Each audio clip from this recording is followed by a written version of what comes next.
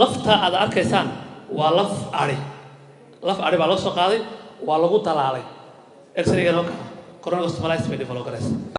shirweynaha labaad ee ururka dhaqaatiirta lafaha Soomaaliyeed ayaa shalay lagu qabtay magaalada Muqdisho. Shirka ayaa sanadkan waxaa diiradda lagu saaray horumarinta adeegyada caafimaadka lafaha ee dalka. Waxaa shirka ka soo qayb galay dhaqaatiir ka kala yimid gobollada dalka iyo kuwa caalami ah, kuwaasi oo shirka kaga qayb galay aaladda fogaan aragga ee Zoom-ka, iyagoo halkaasna ku soo bandhigay daraasad la xiriirta caafimaadka lafaha. First case that they have done in scoliosis by their team, local team alone, through guiding them through this proctorship program. It's cost effective, it's very efficient, and you can do it. And they have called me to guide them in the second surgeon, and they didn't even call me for the third surgeon. Shirka ayaa waxaa lagu soo bandhigay daraasaad kala duwan oo looga hadlayay qalliimo lafaha la xiriira oo lagu guuleystay iyo kuwo kale oo caqabada lagala kulmay. overall marka caqabadihii la soo koobay waqtiga yar daraadeed waxaa ka mid ahaa wax badan oo wixii essential kala wada haysanaa laakiin qayb noo dhammaystiran may wada jirin. nasiib wanaag waxyaabahaas aan haysanana baahiyo badan ee daboolaan limitationska meelaha ka jira waxaa ahaato implantiga, infrastructure-ka, bukaanada nafsadooda wacyigooda, traditional bone setting-ka weli daaweyntii bukaanadan involved ku ah, set-up-kii oo infectionno iyo waxyaaba ka jiraan, capacity-ga dhakhtarka iyo surgical skill.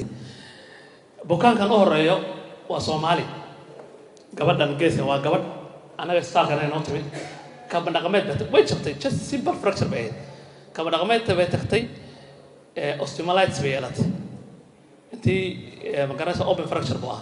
kadib waxay ku sameeyeen lafta aad arkaysaan waa laf ari baa loo soo qaaday waa lagu dalaalay x-ray-ga coronavirus malaise bay develop garaysa. marka to that level bay kaba dhaqameedku marayaa waa laf ari uu geliyey uu ku duubay uu ku qabtay ilaa ay noo timid annaga markii dambe marka aan qalaynay waxaan aan department ku sameeynay wayaan. marka madaxa qabanqaabada shirka Dr. Yaasiin Barqad ayaa ka warbixiyay shirka iyo waxa uu sanadkan kaga duwan yahay sanadihii kale. shirkan sanadkan wuxuu halkudhigiisu yahay kor u qaadida adeegyada caafimaadka lafaha ee wadanka. intuu shirku socdo waxaa lagu wadaagay cilmi baarisyo laga sameeyay bukaano la daaweeyay oo daaweyntoodii iyo qaliimadoodii lagu guuleystay, isla markaana la qoray la daabacay qaarkood oo ay available yihiin oo journal lagu daabacay. inta uu shirku socday waxaa la isweydiiyay su'aalo oo ay isweydaarsadeen dhakhaatiirta lafaha. waxa kale oo uu shirku ka koobnaa isbarasho dhammaan dhakhaatiirta ka timid qaybaha kala duwan ee wadanka iyo isbitaalada kala duwan ee magaaladaba. waxa kale oo uu ahaa shirkan mid markaa la isku weydaarsaday siyaabaha lagu xallin karo dhibaatooyinka haysta qaybta lafaha ee wadanka.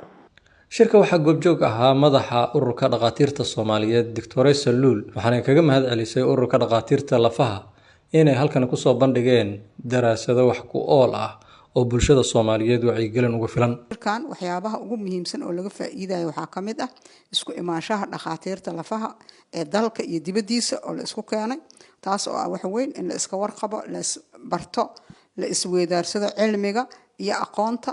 marka waxaan leenahay waa arrin aad u fiican. waxyaabaha lagu soo bandhigay oo ugu muhiimsanna waxaa ah cilmi baarisyada ay sameeyeen dhakhaatiirta kala gedisan oo ay isku weydaarsanayaan iyo caqabadaha jiraba sidii ay wax uga qaban lahaayeen.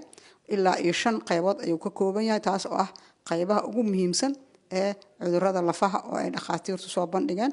waxaa kaleeto shirkan qayb ka ah qaybo badan oo qalabkii wax lagu qaban lahaa. waxaa qayb ka ah dadka haystay diagnostic ama lagu gaari lahaa imaging gaar ahaan iyo daawooyinkii dadka lagu daaweyn lahaa. marka waxaan leenahay waa cilmi shir cilmiyeed caafimaad oo dhammaystiran oo ay ka soo wada qayb galeen kaadiriintii oo dhan.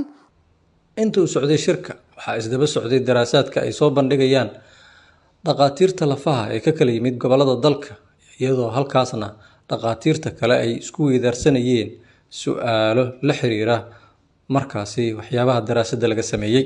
ugu dambeyntii shahaado ayaa la guddoonsiiyey qaar ka mid a dhaqaatiirtii soo bandhigay daraasadda, waxaana shirka soo xiray madaxa ururka dhaqaatiirta lafaha Soomaaliyeed Dr. Indha Cadde. Asalaamu calaykum waraxmatullahi wabarakaatu.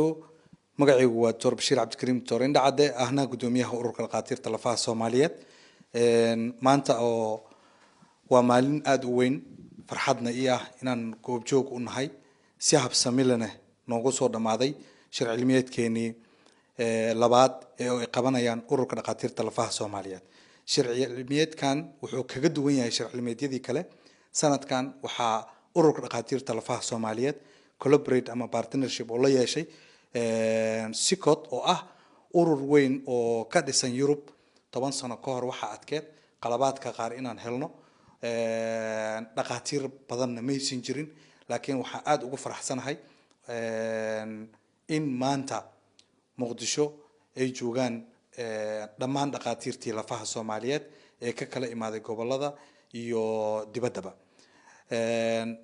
run ahaantii waxaa kaloo aad aan ugu faraxsanahay sanadkan 2025 ururka dhaqaatiirta lafaha Soomaaliyeed waxaa ku soo biiray 10 dhakhtar oo cusub oo specialist ah ujeedada ama fariinta ama message-keena waxa uu yahay sidii bulshadeena Soomaaliyeed loogu xaqabtiri lahaa baahiyaha caafimaad ee xagga lafaha